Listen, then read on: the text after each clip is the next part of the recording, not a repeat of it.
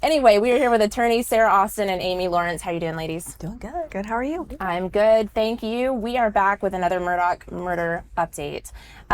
So we've been getting a lot of traction on this online because so many people are invested in this and what's going on. Last time we chatted, we didn't have a ton of crazy updates, but the main one was that Alex Murdaugh had been indicted on these charges for murder for his wife and son. Since then, what's kind of happened? I know, Sarah, you were explaining kind of how a bond hearing worked and kind of what it meant, but nothing had happened at that point because it was on that day. So what's happened since then? Let me throw myself into here. Yeah. Take the lead here. Go for it. So what we normally see, what we were excited about and what we talked about in our last episode is that during that bond hearing, we were excited to hear about the bond hearing because we wanted to hear the allegations, right, to get that warrant for the indictment. And instead of getting that information, we learned that Dick Harpootlian, the attorney for Alex Murdaugh, consented with the AG's office to deny bond, that they would accept the denial of bond. So we didn't get to hear all those allegations that would normally come out in a bond hearing. We also learned in that hearing, and it was with Judge Newman, who's super well respected and loved. He's just a great judge. He's fair. He's just really fair. Is that the AG and the defense had asked for a gag order and were willing to consent to it.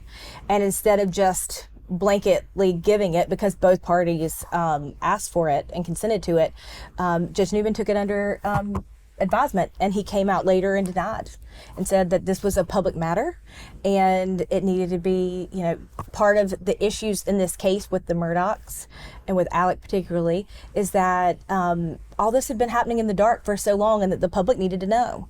And I thought that was super brave and tremendous of Judge Newman to deny that, especially when all parties were consenting. You just don't see that very often. You don't, and I'm glad that he did that, I think, especially because the Murdaughs and everything that's going on has really put the justice system under a microscope, and there's judges potentially or allegedly involved in some of these things depending on who you ask. So for Judge Newman to say no, I think the public gets to hear all of it. It's kind of like saying no, the justice system is still working and it's going to work even though Alex Murdaugh abused it for so long.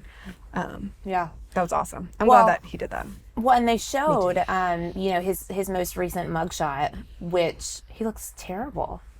I mean, I expect him to look terrible, but still, he just looks terrible. I think that's the living example of what. And he's in jail. He's not even in prison. He's in jail. And I always like to call jail a real shitty summer camp.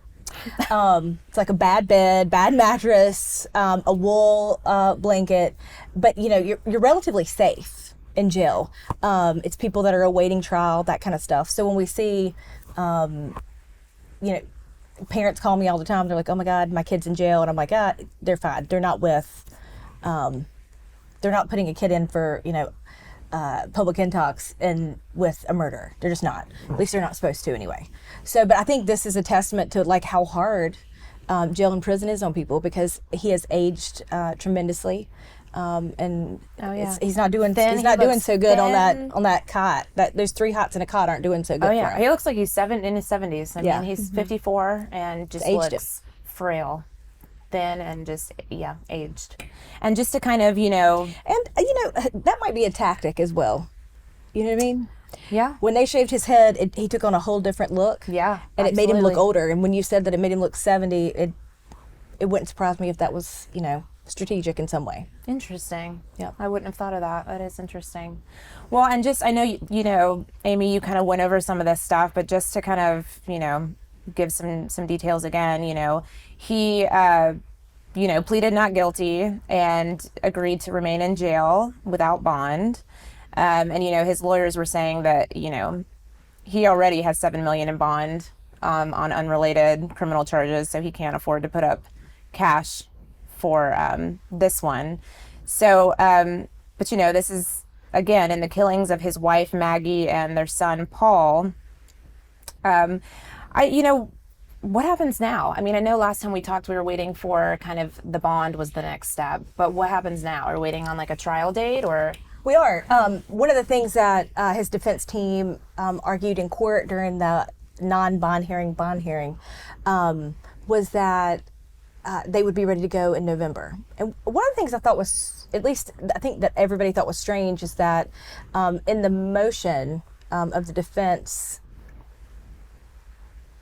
they mentioned like these are the judges that could hear it in Colleton County, and I know that like especially Fitz News and the Murdaugh Murder podcast, Mandy Matney and that group just thought that was really weird. I thought it was really weird that they named them, but on the other hand, those are the judges that are assigned during that term of court. So because I know that, and it's been decided for practically a year in advance. Yeah.